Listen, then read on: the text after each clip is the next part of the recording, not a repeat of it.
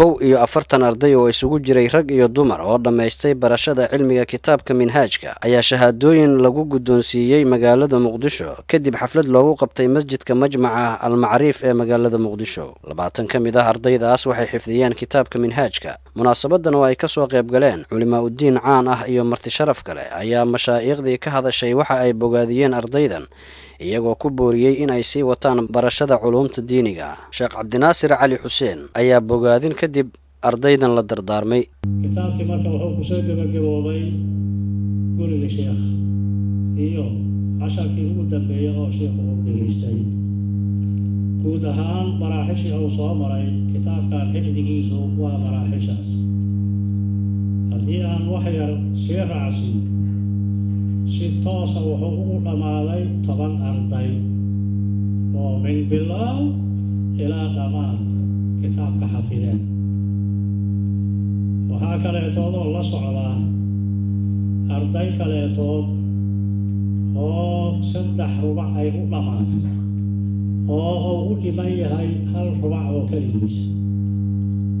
qorshaha marka waxaa waaye oo aan ilaahayna ka rajeeyayno inuu noo xaqiijiyo شعبان بش اللي يرى سنة كسوة صعبة إن شاء الله إن أيقنا ربع سوق بكروه أما كهر بأول ما هذا شيء أيقو أيقو دلالة مركا هديا في المراحش وأساساس سنة هذا الربع قد كأيقو نمالين قبلنا كاملة.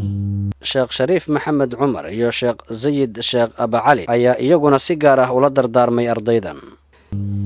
ilmo arday sidaan u qurux badan oo wajiyadoodii dhaldhalaalayo iftiimayo oo haddana xifdiyay kutubtii cilmiga asalka aan u lahayn sida alfiyatu ibn Malik alfiyatu Maqdisho oo siiradii nabiga sallallahu alayhi wa sallam sheekheena Sheekh Cusmaan Xidig noo qoray kutubtii dhan noo xafiday. runtii waa wax lagu farxo.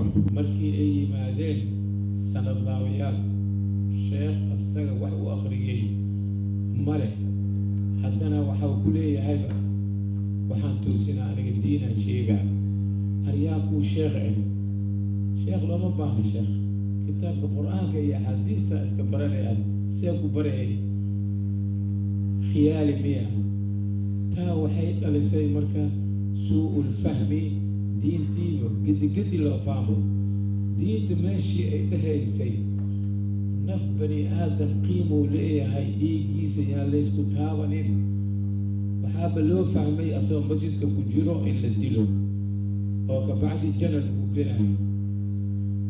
cilmiga marka sanadba aan lahayn cilmi oo musiibo ee waay fahmigiisana uu xun yahay dhibaato weynna uu keenayo.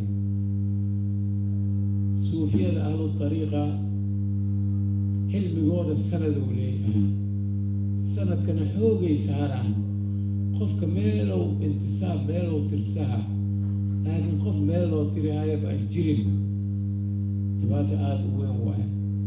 hadda waxaa lagu sii zaa'idiyey mashaayikhdaynii ilaahay ka abaalmariyo. Sheekh Abuukar Xasan Maalin oo ka mid ah mashaayikhda Soomaaliyeed kuwooda ugu caansan kana qayb galay munaasabadaas ardaydan shahaadooyinka lagu guddoonsiinayay ayaa ku dhiirigeliyey in ay culuumta diiniga barashadeeda sii wataan.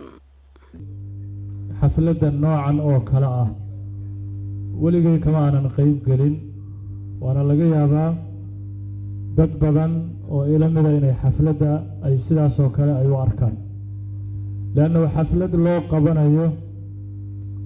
طلاب العلم أو منهاجك أفرتيسي الربع لما يستري أو حفظي عن ظهر قلب كأقرنية أنا عمري مسو جوب عن علينا إن دتك أنت بدنا أي لمديه. وحيد عبد الله داهر دلسن TV مقدشو.